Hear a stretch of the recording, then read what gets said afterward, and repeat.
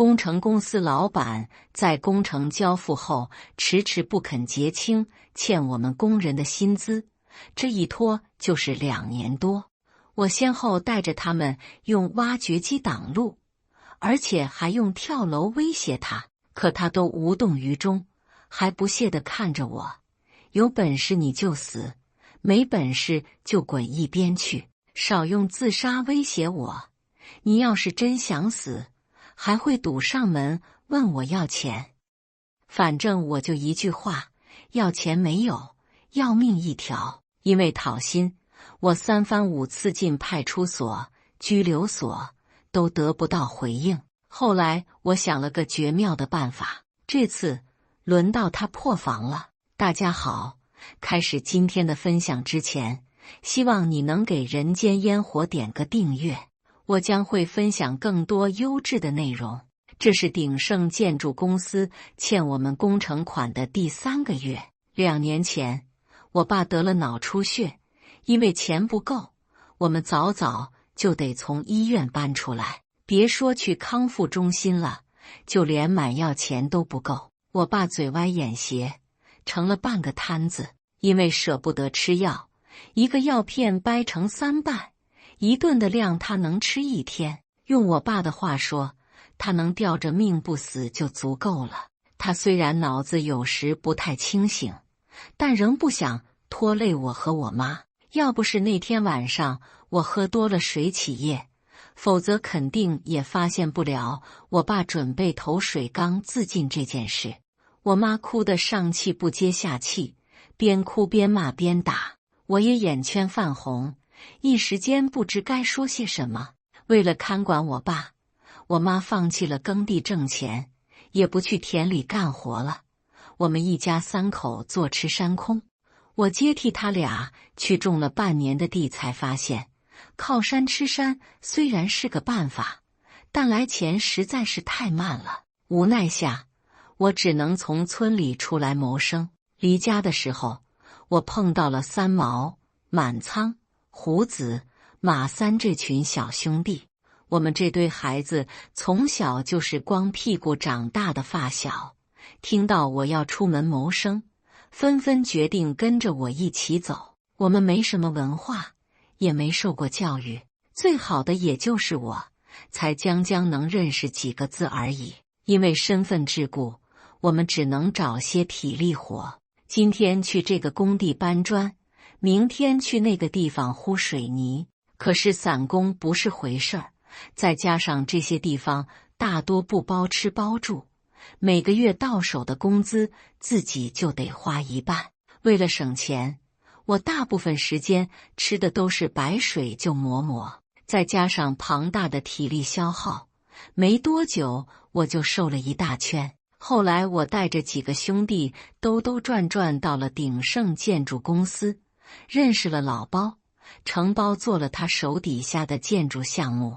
虽然工期长，但工资很可观，而且管吃管住，我们就这么在这儿驻扎了下来。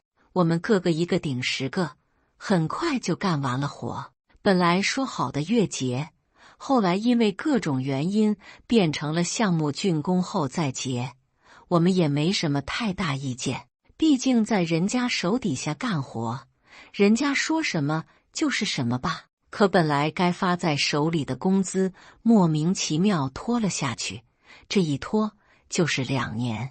2年的时间，中间寒冬酷暑受的苦自然不用多说，不管再久，活总是干完了，工程也如期交付。比起辛苦，让我们感到生气的是，我们正常劳动所应得的工资竟也不知所踪。起初是我们联系不到财务，后来竟然连老包都找不到了。我给他打电话，得到的答复却总是等等再等等，公司流动资金周转不开，你们要体谅一下，晚点给又不是不给，这什么急？我们不敢回家，也没脸面回家，只能几个人一起先租着最便宜的廉租宿舍，在城里边打工边等着。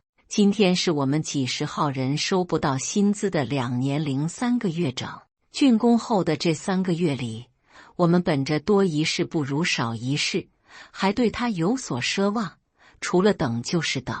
说句不好听的，要不是有人手里还有2个存款够支撑我们度日，哥几个大概真在饿死的边缘疯狂徘徊了。就在刚才，我给老包再次打去了电话，跟之前的每一次都相同。他在响了好多次后终于接了起来。你们怎么就想不通呢？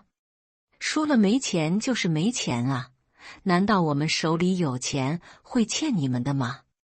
现在项目刚竣工，开业运营的钱都在老板手里捏着，我从哪儿给你们弄工资去？我哑然。可是当初是你跟我们说的，一竣工就能结钱，我们才做的呀。你还说不管怎么样都不会拖欠我们农民工的钱。老包不耐烦道：以前是以前，现在是现在，我以前怎么知道未来发生的事儿？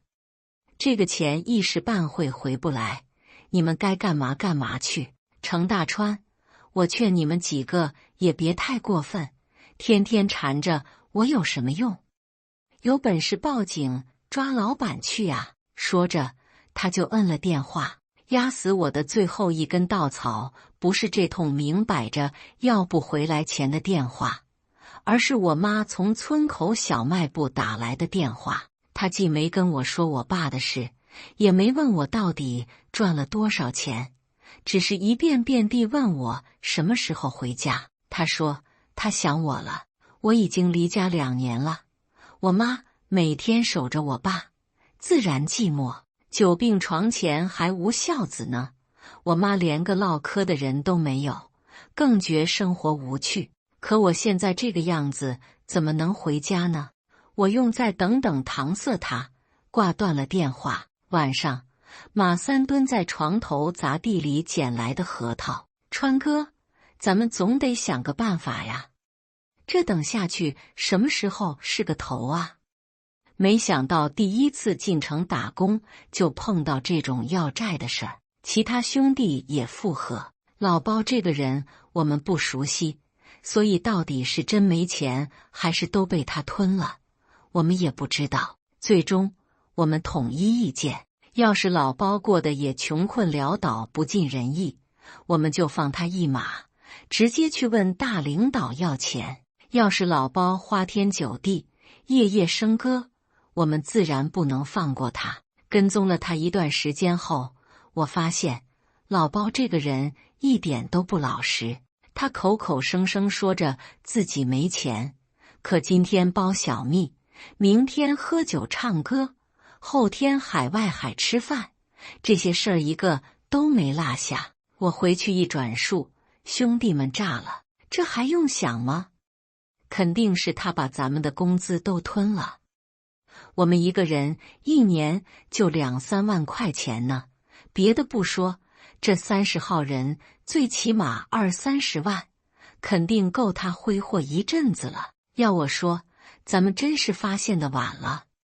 现在都过去3个月了，他肯定花了不少，就算能要回来也大打折扣。真是倒霉，这王八犊子真不是个东西。我低头不语。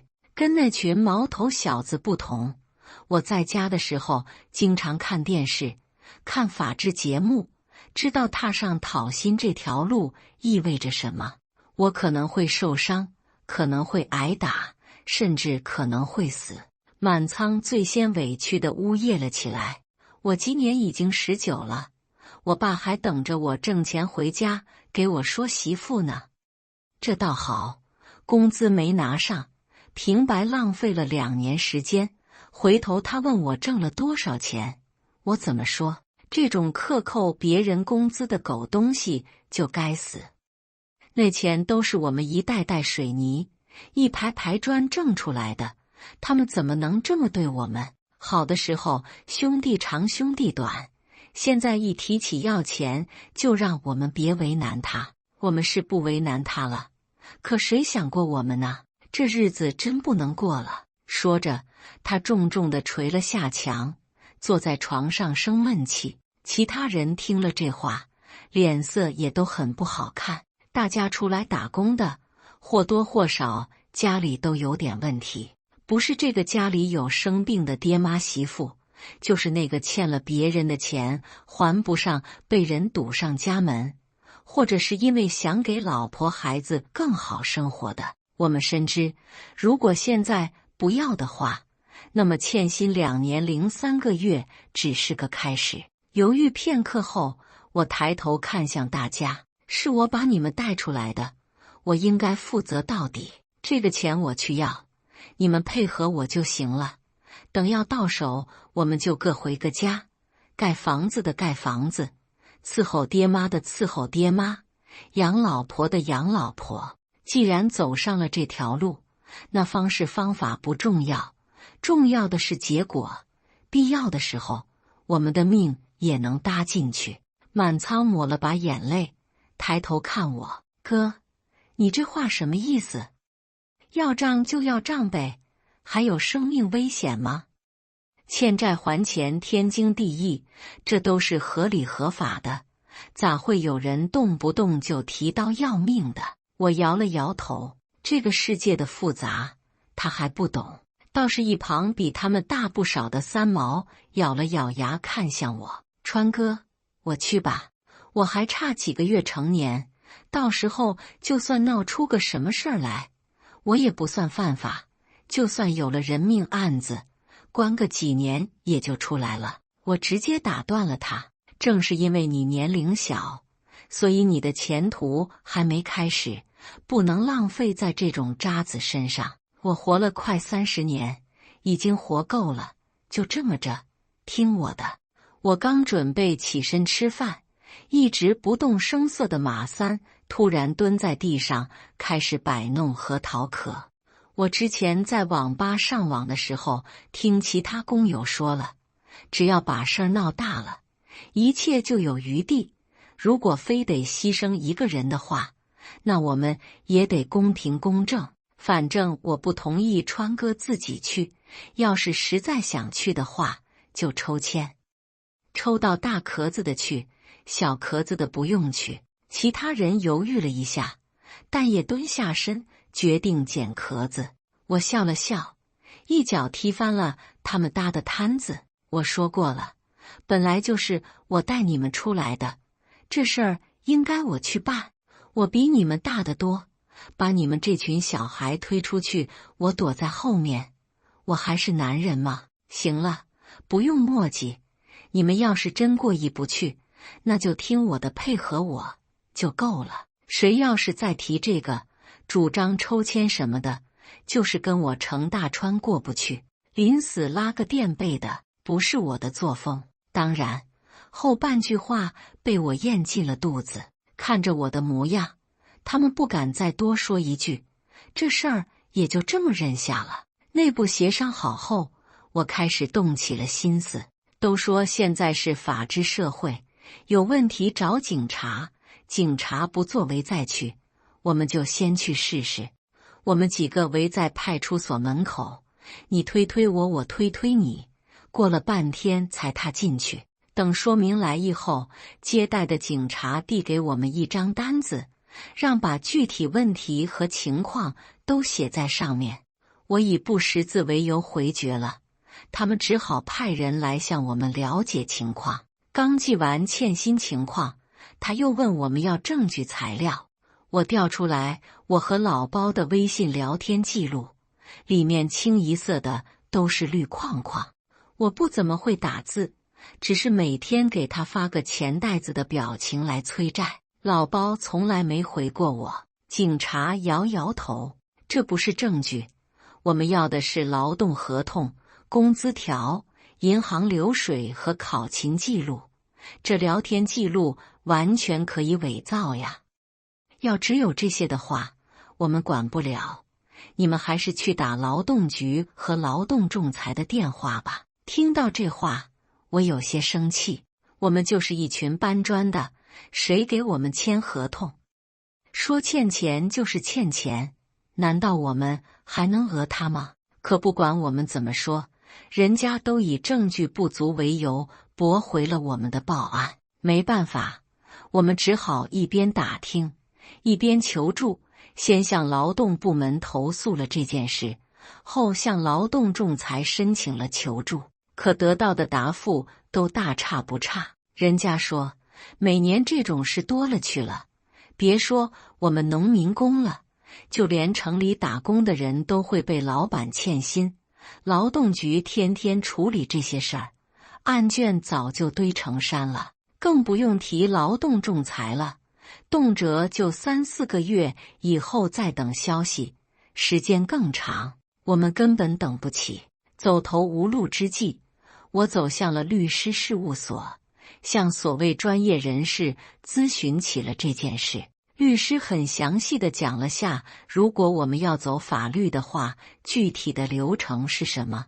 听完我就出来了，请律师要钱，我们连吃饭的钱都没有了，哪有多余的钱请律师？而且就算请到了，也起诉了，等待开庭宣判，手里拿到钱，不知道又得花多长时间。我们已经浪费了2年多，早就等不起了。走维权的道路不行，那只能我们自己想办法了。跟着老包的那段时间，我已经大概摸清了他的路线，甚至连他之前不肯告诉我们的私人办公室地点都知道了。第2天，我整装待发，专门挑了上班时间，叫上三毛他们几个人就往老包那赶。老包是个鼎盛公司的副总，听说公司老板是他亲戚，他才能在副总的位置上高枕无忧。每天只需要承包工程、下放工程，收钱就够了。公司不大，但规模也很可观，拥有自己独立的办公区域和整栋楼。我们几个收拾了一下，成功混过了保安的眼睛，只说找老包有事儿，他就让我们进来了。出电梯后，我带着他们几个人气势汹汹地闯了进去。前台小姑娘看起来年纪不大，一边大声嚷嚷你们找谁呀，一边想来拉我。三毛是个愣货，看他准备跟我动手，也撂起拳头，恶狠狠道：我们是来要工资的，跟你们没关系，少来招惹我们。小姑娘下意识往后缩了缩，我排在前面，直接冲进了老包的办公室。老包吓了一跳，破口大骂：程大川，你们是想找事儿是吗？现在都什么年代了，你们吓不住我。因为几个破钱吵吵闹闹的，像什么样子？我让三毛他们在门口等着，我反身一脚踢上了办公室的门，就手反锁。我不想找事，就想找钱，包总，而且我也不问你多要，你把我们辛苦2年的劳务费结给我们就行了。我们家家户户上有老下有小，还等着钱生活。大概是觉得我很绵善，老包也不怕，冷笑道：你们家家户户有老有小，我就没有了吗？告诉你，我家人也等着我挣钱回去呢。可是公司账上就是没钱啊，难道要我给你偷去吗？我一巴掌拍在桌面上，谁说没钱？没钱你还去唱歌洗脚，没钱你还去按摩喝酒，这是没钱能做出来的事儿吗？我们因为没工资，马上就要住在桥洞下了。包老板，就算你看在我一开始一心一意跟着你给你干活的份上，你就把我们的工资给我们，行吗？那点小钱对您来说真的不多。老包指着我的鼻子大骂：你这是什么意思？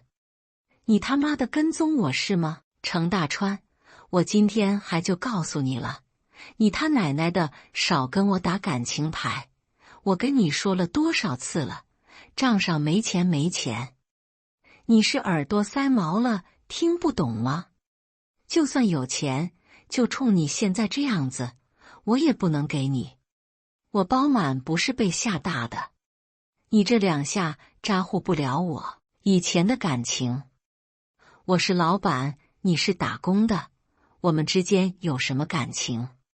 再说，我又不是没给你们管吃管住，你要是这样说的话，给你们结工资也可以，先把吃喝拉撒的钱扣出来。我也不问你们多要，用现在的行情看，2年时间，你们每个人给我3万就行。看他蛮不讲理的样子，我气得浑身发抖，得使出浑身力气才能控制自己不打爆他的猪头。包满从座位上起身，就要去拉门，被我一脚踹在小腿上，当场跪在了地上。他扭头看我，你他妈的敢跟我动手？你是想死吗？我指了指沙发，要么滚回去，要么死在这里。我板着脸给包满定下了规则，外面有我的人，他什么时候给钱，我什么时候把他放出去，否则大家就一起在这儿耗死。包满满脸不可思议，那我吃饭拉屎怎么办？你看着我，我还上不出来呢。我不动声色地吹了吹指甲，那你肯定还是不想上，要真憋得不行，哪有上不出来的道理？他没想到我真敢这么做，跟我僵持了一会后，只好妥协似的坐在沙发上。为了保险起见，我收了他的手机，拔了他座机的电话线。看，我们这下彻底在一个密闭不能通信的空间中了。时值正午，我看着窗外高高的天，白白的云，鼻尖发出一声嗤笑，连我都不知道是在笑包满还是在笑自己。我相信就这样憋着他，用不了2天他就受不了了。很快，外面传来稀稀拉拉的脚步声。包满办公室虽然是透明玻璃，但却弄了百叶窗，我只能从缝隙里看到外面的情况。外面传来了一声厉斥：你们在这儿堵着干嘛？是公然跟警察过不去吗？有人报警说你们非法拘禁，赶紧让开。我狠狠地踹了身边的包满一脚。你什么时候报警的？他龇牙咧嘴地抱着小腿。我不知道啊，我手机在你那，我去哪儿报警？肯定是我员工啊。门外三毛他们吓了一跳，毕竟年纪小，也没见过这场面。在几个警察的呵斥声中，他们很快就让开了。警察破门而入，我顺势抄起桌上的烟灰缸，一把抵在包满的头上。你们想干嘛？你们想干嘛？几个警察好说歹说，一会劝我冷静，想想家里人，一会又警告我现在犯法了，让我撒开手，一切好好谈。我怒气上头，瞪着他们，好好谈。现在你们出来了是吧？我当时因为欠薪报警的时候，不是你们跟我说不受理的吗？怎么欠债的人报警，你们就过来了？你们收钱了？欠债还钱天经地义，他欠的是我们农民工的血汗钱，你们不抓他还抓我，有没有王法呀？警察试图控制我，欠债是应该还，但你们可以坐下来好好协商。你现在太冲动了，能谈出来什么结果？难道就因为今天这么一出，你们就能拿到钱吗？年轻人，除了生死都是小事，一切都会好的，行吗？他苦口婆心劝了我半天，我一个字都听不进去。虽然我没怎么上过学，但我也明白官官相护的道理。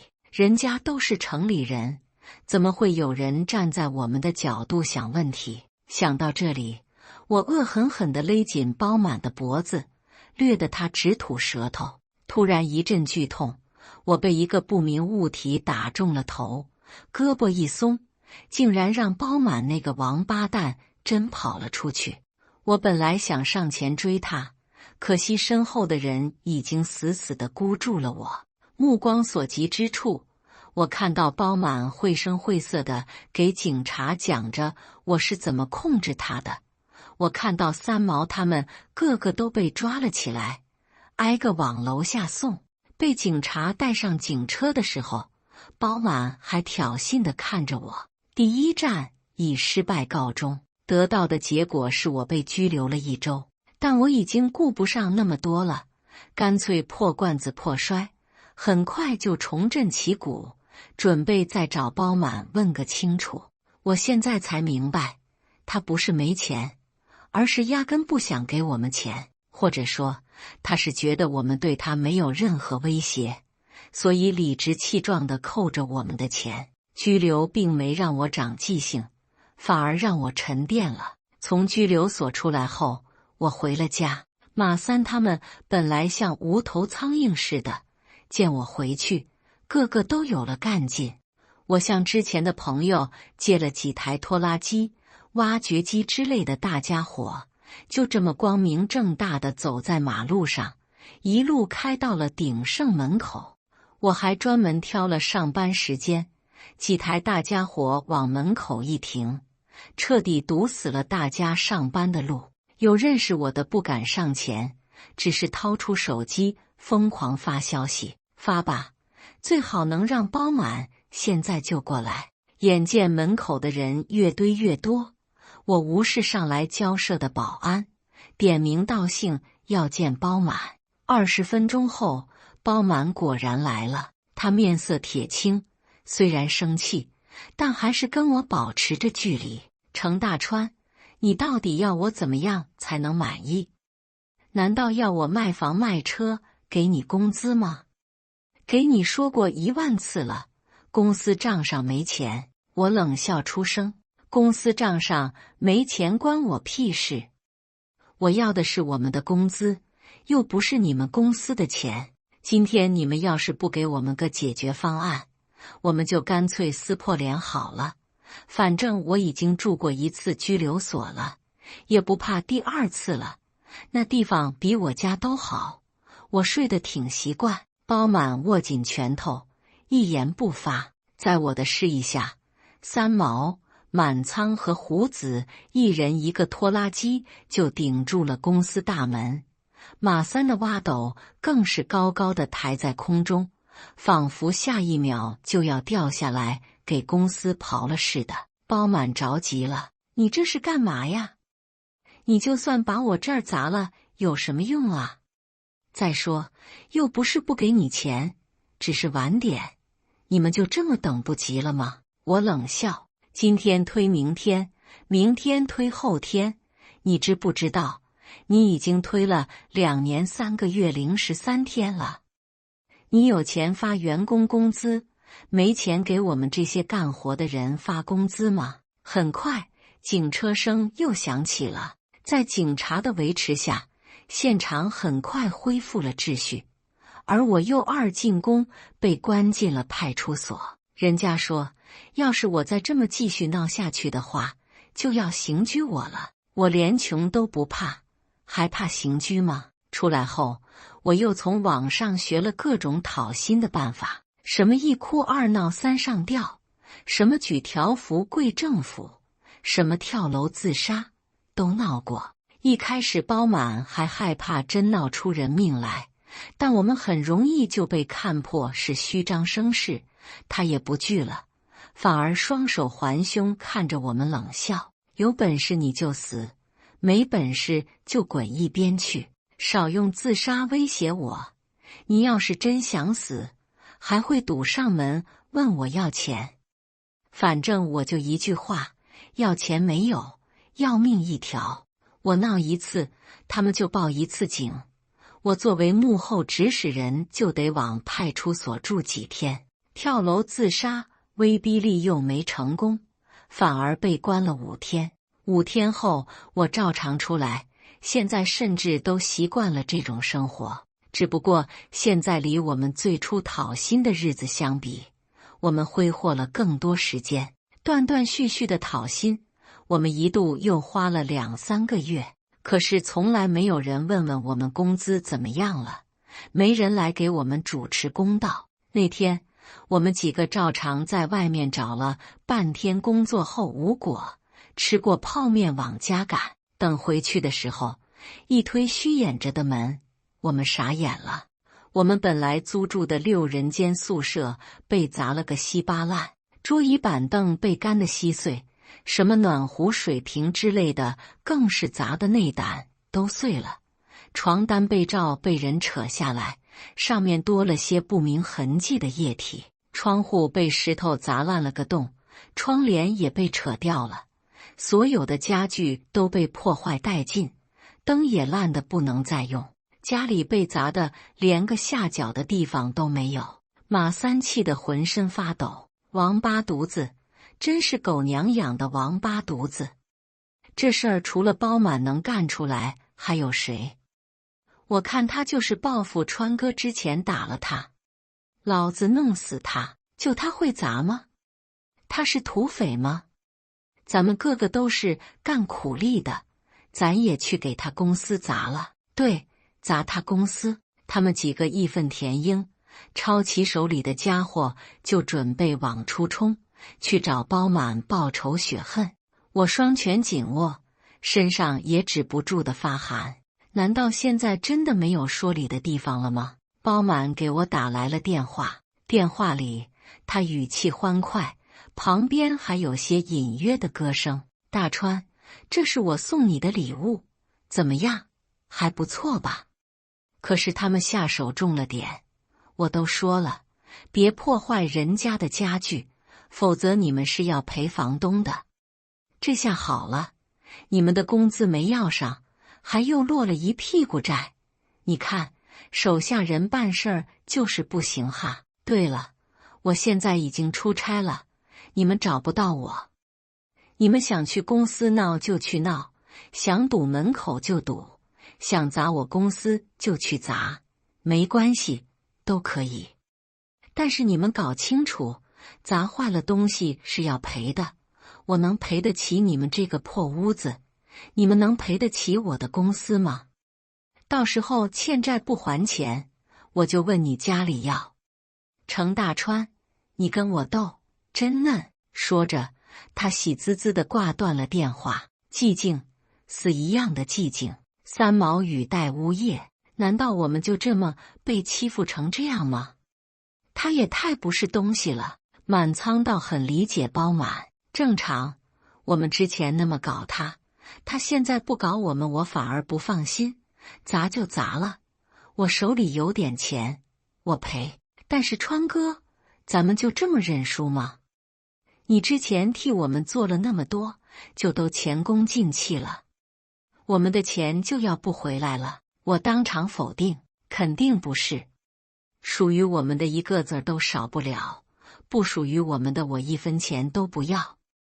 包满会为他的行为付出代价的。一直闷不作声的胡子欲言又止，在自己拾掇出来的一片空地上不停转圈圈，只把我们弄得头晕眼花。马三一脚踹了过去，你他妈转什么转啊，属陀螺的！现在想想用什么办法搞死他个狗日的？难道真得弄点人命才行吗？自打胡子一直转圈圈，我就看出来了，他小子必有坏事儿。在村里他就是那种蔫坏的人，放炮炸茅坑的事儿没少干，现在能忍气吞声到这个地步已是不容易。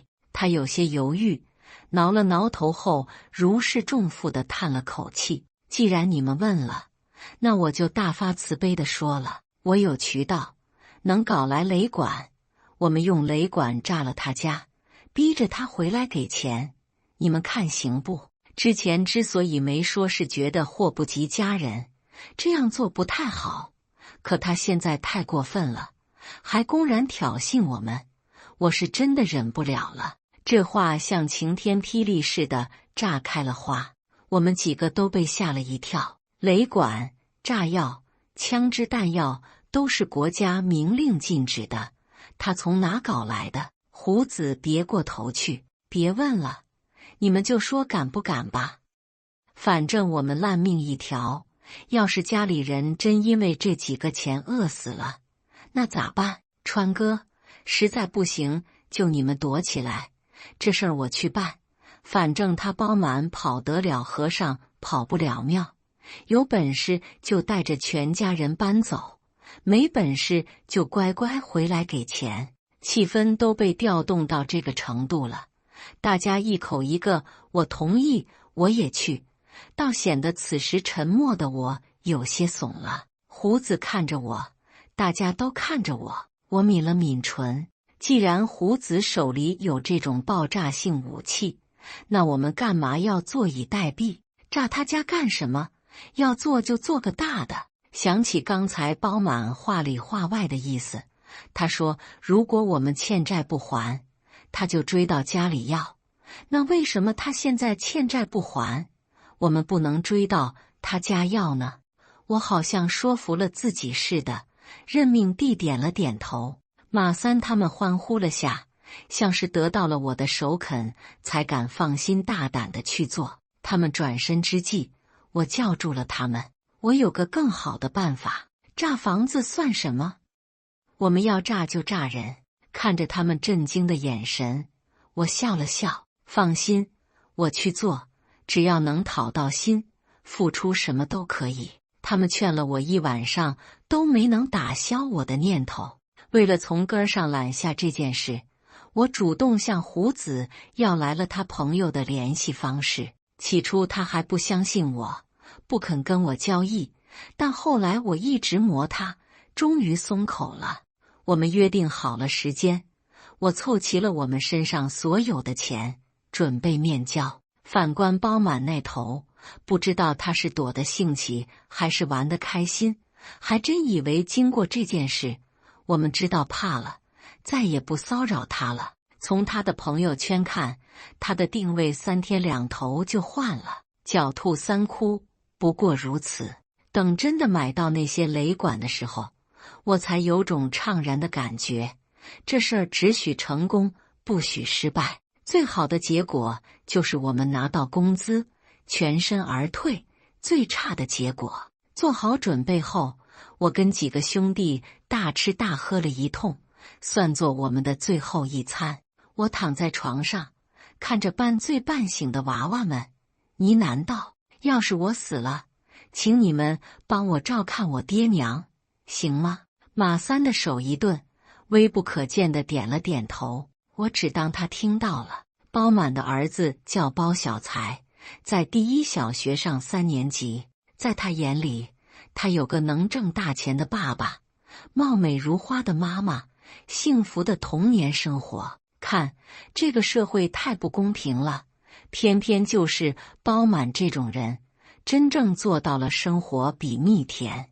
我往腰上捆了一圈雷管，引线朝上，袖管里藏好了引爆按钮。三毛边给我整理衣服，边带着哭腔劝我：川哥，我后悔了，咱不干了行吗？就算没钱，人回去也行啊。你万一出个什么事儿，我怎么跟大爷大娘交代呀？几个年纪小些的兄弟也都一脸犹豫，藏在内心深处的不忍开始动摇。我看了看完好的引线，起身推开他，冷冷道：开弓没有回头箭，从现在开始，你们谁都不许靠近我，谁也不能说知道这个计划，一切都是我自己组织的，听懂了吗？到时候我控制住他孩子，我说拿钱，你们就赶紧拿钱走人，听到了吗？屋里呜咽了一片，我鼻尖也有些酸。最后看了他们一眼，我踹开门，大步流星地走了出去，只身一人前去小学门口，准备堵人。走了几条街，眼见身后没有人跟出来，我一直缩在袖口里的手终于能伸出来了。他们在颤动，在害怕。如我所料，接近小学非常困难，且不说附近有很多保安老师，就连接孩子的家长都能把门口堵得水泄不通。学校有自己的规定，他们是一个班一个班出来的，老师得把孩子亲手交到家长手里才算完。很快，在一堆孩子中，我发现了包小才的身影。来接他的人我认识，是他家的保姆。保姆开开心心地接过了孩子，还摸了摸他的头。我就这么保持一定的距离，跟着他俩一路走到了超市门口。包小才像往常一样要求保姆进去给他买吃的。要是放在以前，保姆肯定不会去，可今天不知道怎么了，他一反常态地点了点头，蹲下身道：“今天老师表扬你，说你考得很好，所以阿姨可以给你进去买糖吃，但是你不能告诉妈妈，好吗？”包小才赶紧点头：“我不说，我要吃草莓味的糖。”保姆赶紧跑到柜台边买起了糖。包小才不想进去，就在门口百无聊赖的边看蚂蚁边等人。我从拐角处现身，一把圈住了包小才的喉咙，将他拖着往马路上走。包小才吓了一跳，就开始疯狂挣扎。我只说了一句话，他就吓得不敢动了。我身上有炸弹，你要是不想死的话就配合我，否则我点燃炸弹，方圆百里都别想活。孩子，这是我和你爸的事儿，我只要钱，不要你的命。3年级的孩子什么都懂。包小才惨白着脸点头，在我的示意下，开始疯狂向周围求救。李阿姨，救救我！叔叔阿姨们，救救我！我不想死。保姆从超市跑出来，手里的糖掉了一地，不知死活的就要往上冲。我右手扼住包小才的喉咙，往旁边一拉，给他看我浑身绑着的炸药和袖管里的引爆器。别他妈的靠近老子！这是炸弹，你们要是不想死的话，就赶紧给包满打电话，让他半个小时内赶过来，否则他就再也别想见到他儿子了。保姆吓得连手机都拿不稳，径直给包满弹去了视频。我打，你别伤害他，他还是个孩子。我咬着牙，一言不发，只是控制包小才的力量更大了。接通电话后，包满还一副满不在乎的样子。李姐，你打电话干嘛？保姆给他调转了摄像头，看到我的一瞬间，包满疯了。你他妈的有病啊！放开我儿子！拿个假炸弹吓唬谁呢？我笑了笑，假炸弹？告诉你，这可是烈性 TNT 雷管，炸起来能把你们家轰平了，能给你儿子轰个尸骨无存。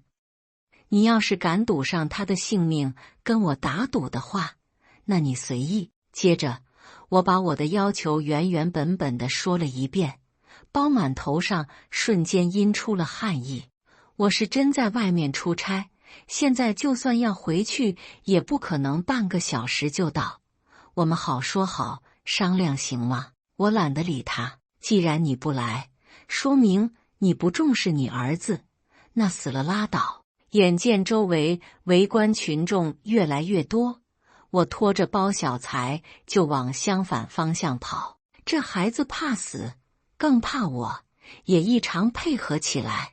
包满家是5代单传，他换了3任妻子才生下这么一个儿子，他不会舍得他养了半天的儿子就这么死去的，他更是不会用一个真假炸弹就赌上他儿子的命。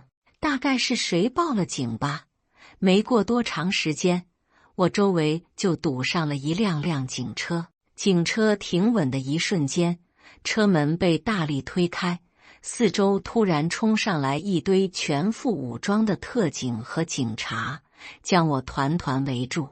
为了控制现场，方圆10里没有围观群众，但我依稀能看到最内层围着看热闹的很多人都掏出手机对准了我。此时我已无暇顾及那些，为首的警察看起来头衔不低，正举起双手向我走来。我一边箍着包小才，左摇右晃躲着那些黑洞洞的枪口，一边恶狠狠道：“别过来，过来我就摁下去，大家都别想好。赶紧告诉包满，让他带着欠我们的工资半个小时内过来，否则我就点燃炸弹，大家都上天，一个也别想好过。”警察停住了脚步，捏紧拳头看着我。程大川，既然是讨薪，那这是你们大人之间的事儿，你放开孩子，孩子是无辜的。我们有话好好说，你现在已经把事情闹大了，听我的，你就算点燃炸弹，也不会全身而退的。你把他换下来，我可以当你的人质，包满已经在赶来的路上了，你们好好谈，行吗？包小才因为害怕，除了大喊警察叔叔救命外，并没有什么反抗举动，浑身的细胞和紧张的神经仿佛此刻都调动了起来。我冷笑道：“你当人质？你凭什么当人质？包满认识你是干嘛的？我们之前几次三番报警，你们都说管不了，我们自己去闹，反而天天被关到拘留所里。我想问问你们，难道普天之下就没有为我们老百姓好的法律了吗？这法律都是给穷人制定的吗？有钱人拖欠工资想干嘛干嘛，还能以受害者的角色博人同情，我们只是正常的索要薪资，怎么就成恶意讨薪了？时代不公，我是不会相信你们任何一个人的。告诉包满，现在赶紧带着钱过来，给我们的工友们把工资都发了。什么时候工资结清了，我什么时候放他儿子一条性命。我们不会少要一分钱，也不会多拿他一个子，我们只要自己应得的工资。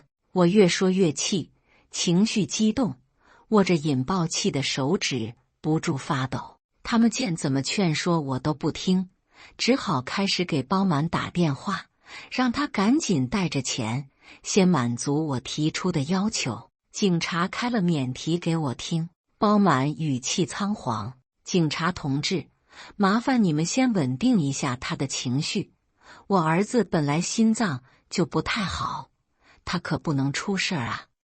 工资是吗？我可以给，我有钱。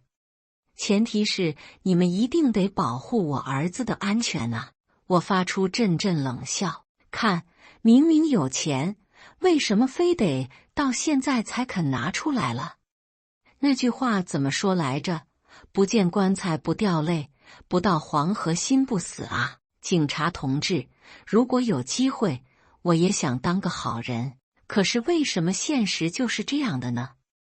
我当好人，你们欺负我；我当坏人，你们又逮捕我。难道我不动用武力，我们的问题就没法解决吗？这句话一出，周围的警察都沉默了。为首那个跟我出来谈判的警察也一时语塞，只是不断地安抚我的情绪，让我稳定我的右手，不要做出什么让自己后悔的事儿。我摇了摇头，后悔？我平生最后悔的事儿，就是听了包满的话，在他手底下干活，不然也不会被拖欠这么长时间的工资。等待包满的间隙，我也没让那堆警察闲着，我跟他们说了出租屋的地址，让他们把马三毛、满仓、胡子他们几个带过来，顺带再通知那些其他被欠工资的工友们都过来。我要他们都知道，包满手里是有钱的，他就是恶意克扣。现在到了他吐出来的时候了，我要让每个受苦受累的同胞们心安理得地拿到属于自己的钱。听到这话，站我面前的警察神色复杂地看着我。程大川，你说你又不是负责人，又不是包工头，这么跟大家要钱至于吗？都这么长时间过去了，说不定缺钱的人早就改变了方向，不缺钱的人也放弃要债了。你搭上自己，用这种冲动的方法讨薪，还要给大家一起讨，值得吗？我没吭气，只是更用力地箍住了包小财，另一手死死握着引爆器。旁边很多警察都举着枪对准我，仿佛我但凡虚晃一下，他们就能随时开枪。要是我没看错的话，远处四周的楼顶上大概狙击手也已经就位了。看，一切都是给我准备的。因为有警车开道，马三他们来得非常快，接着是他们身后几十号神色匆匆的工人们。大家都没想到，我居然会用这种极端的方法替他们要工资，因为我指名道姓要见他们，他们才能突破重重人墙走过来。大家表情各异，有震惊，有不忍，有害怕，有惊惧恐慌。满仓和三毛胆子小，缩在马三身后不说话。马三和胡子却不敢看着我。我淡淡道：“三儿，你们是跟我一起出来的，我就有义务替你们要上这个钱。这事儿是我一个人想的，责任我也一个人背。放心，绝对不会拖累你们的。要是今天万一我有个什么三长两短，我就把爹妈交代给你们了。你拿着我的钱回去给他们，可行？”马三点了点头。川哥，我直接打断了他，没什么好说的，一会直接来人领钱走人就行。有人来不了的，就让家里人来领钱。我们没聊几句，包满就在几个警察的保护下，提着一个沉重的银色箱子冲了进来。包满在隔壁县出差，接到电话以后就报了警。当地警察开着车一路闯红灯给他运了过来。他人未道声先到：“小财，你没事吧？都怪爸爸，你千万别动，别惹怒他。”包小财听到这话，眼泪流得更凶了，但是身子也更僵了。他儿子比他想的还要惜命，刚才都没怎么挣扎，现在惊惧之下更不可能动了。我往前移动着，警察们用枪指着我往后退着。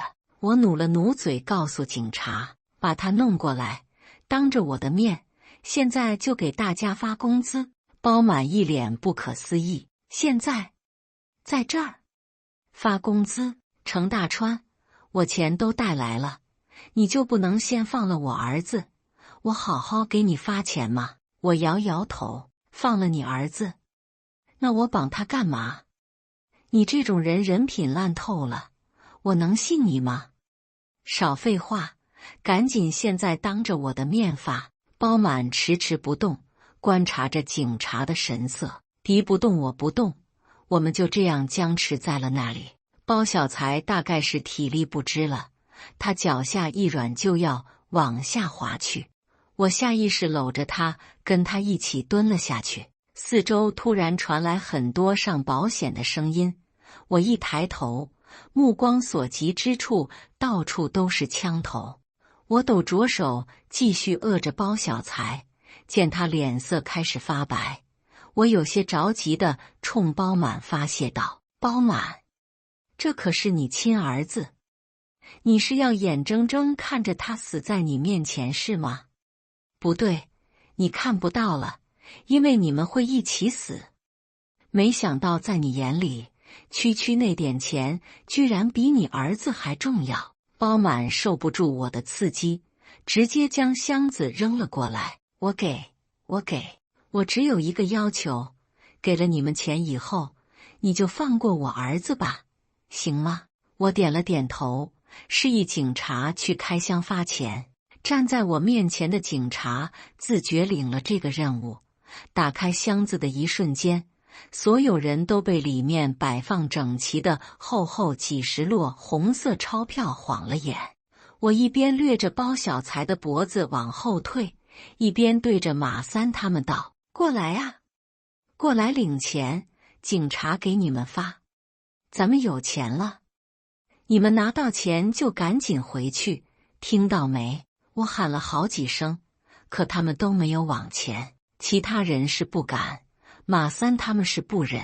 大家都知道，我这种自杀式袭击意味着什么。几番僵持下，有人经受不住人民币的诱惑，准备冲出来领钱，可目光扫过我握着引爆器的手，他们又退了回去。大川，你现在弄这架势，谁敢过去拿钱啊？万一你不小心摁爆炸了，我们不都得陪葬吗？是啊，要不你先放下来，我们领了钱你再点。我还是觉得我的命比这几个钱重要。你太冲动了，大川，你是给我们要回来钱了，可你犯法了，你要怎么回去见你爸妈呀？大川哥，你放了那小孩自首吧，我们这个钱要不要都行，但我们更想要你平安啊！一时间，他们都统一起来，一个来拿钱的也没有。我冒着生命危险给他们要来了工资，现在钱就摆在面前，却没人敢上来拿。我晃了下右手，你们是不是有病啊？我说过，我肯定会亲手把钱给你们的。我用命换来的钱，你们说不要就不要了，那我现在是在干嘛？演戏吗？你们要是个爷们，就快来拿钱。别忘了，家里还有一堆嘴等着你们喂呢。你们要是不拿的话，我现在就点了。马三、满仓、高大头，你们赶紧来拿钱。这本来就是我们正常的工资，拿回来属于自己的东西，这错了吗？此时包满已经哭得泣不成声，满脸悲切地看着我和他的儿子，根本无暇顾及钱的事情了。我叫了好几声后，第一个来拿钱的人出现了。胡子拨开身前的警察，走进了包围圈，对着警察道：“同志，我来拿工资，他拖欠了我们2年4个月零20天，欠我4万3。”警察愣了一下，然后开始疯狂数钱。很快，胡子手里就多了1摞人民币。我满脸欣慰地看着他。拿到钱后，胡子没有原路返回，反而在众多枪支的包围下，走到我面前，双膝一软，扑通一声跪了下来。川哥，谢谢你。说着，他往地上重重地砸了个响头，接着起身，头也不回地又钻出了警察的包围圈。我鼻尖一酸，明明眼睛想哭，可嘴角却上扬了起来。拿到钱了呀，拿到钱就好。未完待续，求赞、求收藏、求一切。有了胡子当出头鸟，其他人也陆续走了出来。三毛、高大头、满仓，他们一个接一个的走进来。按照胡子先前的流程，他们自报家门，领钱，给我磕头，然后转身就走。一时间，满院子都是大家此起彼伏的要债声。我是高大头，他拖欠了我们2年4个月零20天，欠我3万。我是李三毛，他拖欠了我们2年4个月零20天，欠我4万。我是胡六，他拖欠了我们2年4个月零20天，欠我2万1。我是马三，他拖欠了我们2年4个月零20天，欠我4万，欠程大川4万3。我们是来领钱的。马三是最后一个出来的。不幸的是，包满的钱没带够，只够马三的钱，欠我的钱却补不上。我手里一紧，包满赶紧道：“我给你写欠条，回头补现金给你行吗？求求你，放过我儿子吧。”说着，他就问人要来了纸和笔，当场准备给我写欠条。我同意了。包满打欠条的时候，马三郑重地跪在我面前，学着胡子的样子给我道谢：“川哥，谢谢你。或许对其他人来说这个钱不多，可是对我们来说已经是全部了。从此以后，你爸妈就是我们的爸妈，你放心，咱爸妈我们一定会看好的。我满意地点了点头。马三走出去后，警察不忍道：大家都拿上了，你的钱也打好欠条给了马三，你可以放了小孩吗？看着怀里包小财苍白的脸色，我有些不忍心。说时迟那时快，我向着包满的方向，将包小财狠狠地推了出去。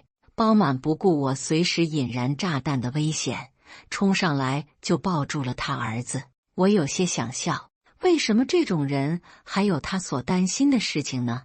难道只有他的孩子是孩子，别人家的就不是吗？眼看周围警察就要上来带走我，面对不知道会被判多少年的牢狱之灾和我爸无底洞式的病所需要的钱，是那4万多远远不够的。我选择了另一种方案，当着局长的面，我卡好了狙击手的角度，冲着面前的警察，突然将手伸到了怀里，盖在后腰间的扣上。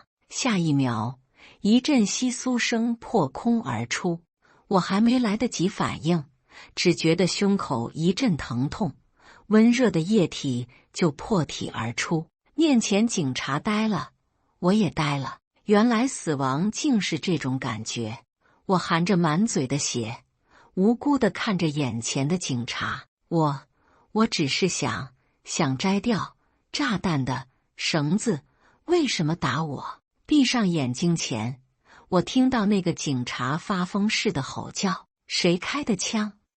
他都已经准备伏法了，你们干嘛？副局，他们以为他要动手，而且他有绑架的前科，所以才……身边的声音突然都消失了。爸妈，对不起。后记：包满的公司倒闭了，因为运输周转，他借了高利贷，也欠了别人的钱。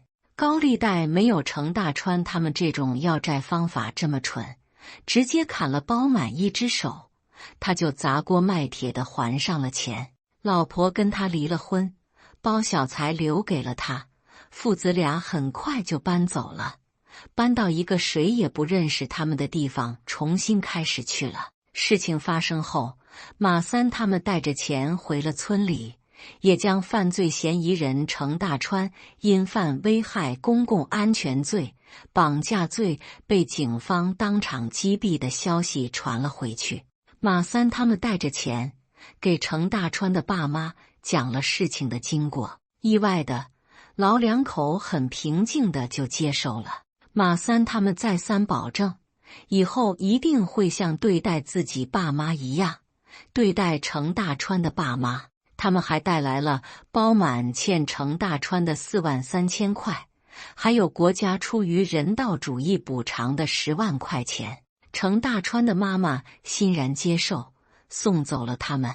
马三几个人正疑惑为什么他们这么平静时，意外发生了。没2天，大家被夜里的一声惊呼吵醒了。原来程大川的爸妈一左一右躺在床上喝农药自尽了。他们留下了遗书，说这一生最后悔的事就是让儿子去城里打工。